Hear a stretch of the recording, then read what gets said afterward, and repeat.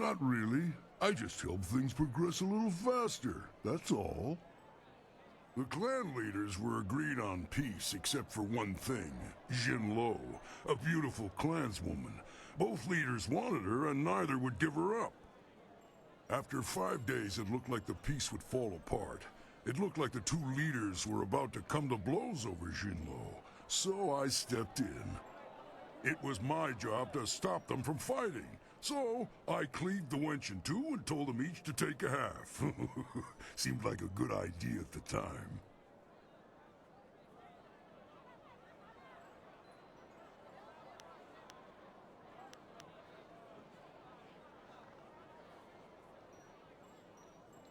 It was easy. She was small, and my blades are extremely sharp. But it didn't really help, though.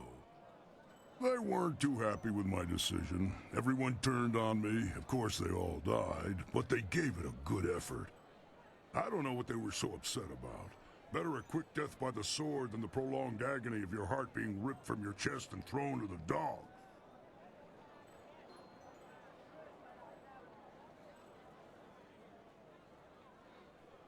Too much talking and thinking can be dangerous, I should know.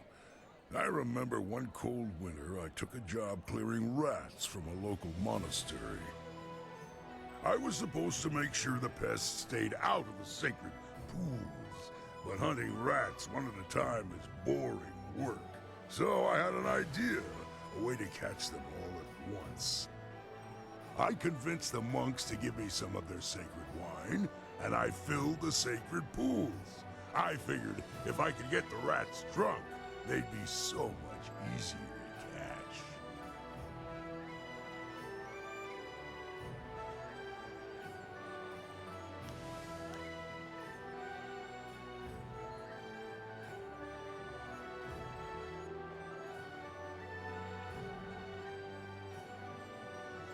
Nothing happened at first, so I helped myself to the wine. I passed out before the rats came.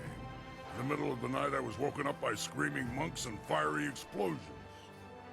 It was just the rats. The poor furry buggers were just trying to get warm near the monks' fires after their swim in the wine.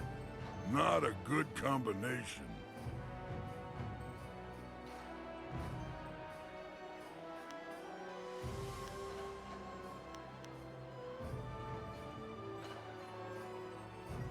The monks wanted me gone.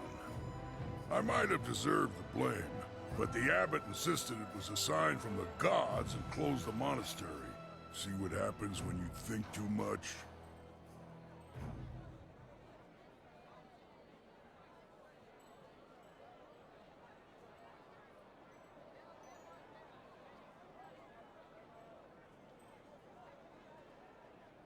Whatever.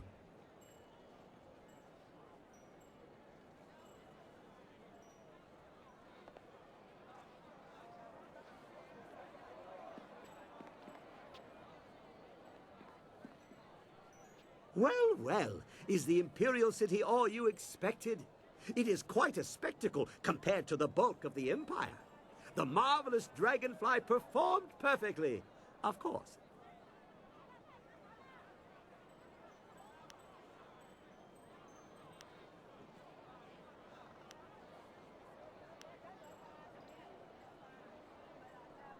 I've given some thought to the strange device that I was inspired to construct. I'm not sure what purpose it has yet, but it appears to be working, I think. Just a few tweaks. Tight fit. Not sure how that will affect things. What's it? I don't remember seeing that before. Just get this last. There we go. It's ready. Now we can finally find out just what it does. After I name it, of course. Nothing works right until you name it. How about the confoundable minutia?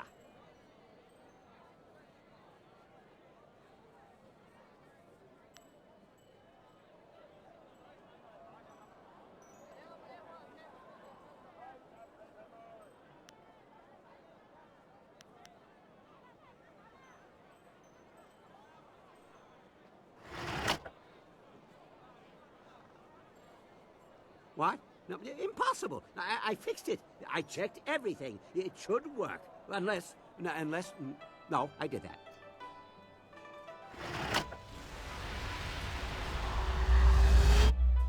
Oh, where'd the city go?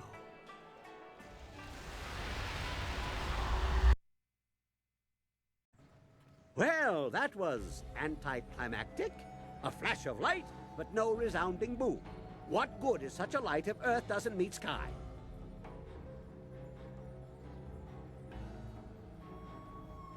What? Oh my. It seems we have transported to a heaven. A strangely familiar one for some reason, but I don't recall ever moving to such a place before. It is strangely beautiful. We are clearly not in an earthly realm.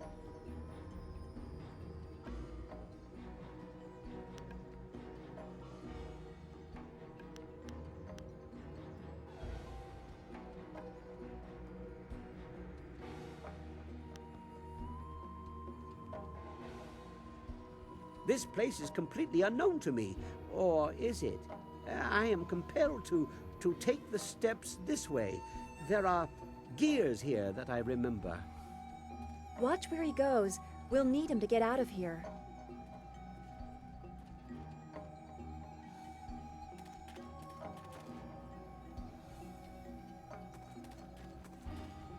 Look at this. It's a marvel. A wonder of monumental proportions. A phenomenal piece of unbelievable craftsmanship.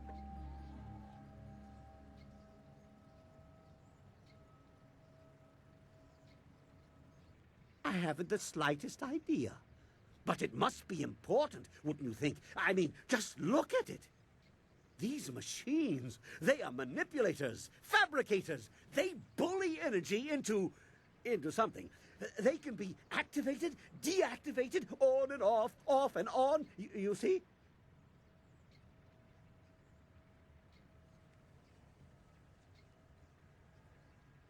I can only come to one conclusion. Lord Lau's furnace. Kang, you are speaking nonsense. Lord Lao is a legend, an artificer of the celestial bureaucracy. His works are too fanciful to be real. Legendary, mythical, and overrated in some respects. But if anyone else has a better origin for such machines as this, I'm not hearing it.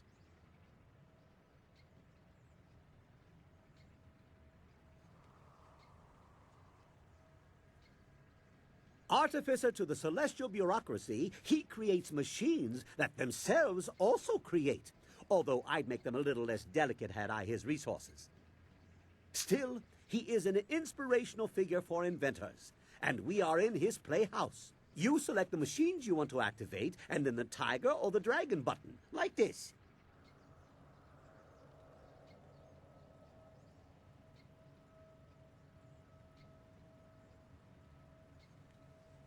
Don't worry. The individual machines are not activated. I think the switches must be thrown on at least 2 of the components before it will do whatever it does. You also have to select a fuel. It looks like there are a few pieces of cinnabar in the contraption, but it may accept others as well.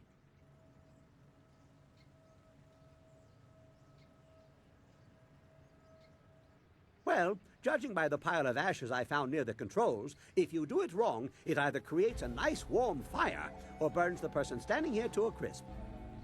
It looks like a powerful thing, so just guessing at the possible configurations will probably get you into trouble and waste the cinnabar in the machine. So, you might want to be careful how you go about it. Things like this usually have directions. No, recipes.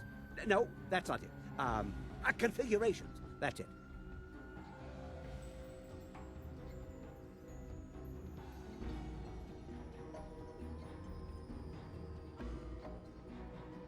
Very true.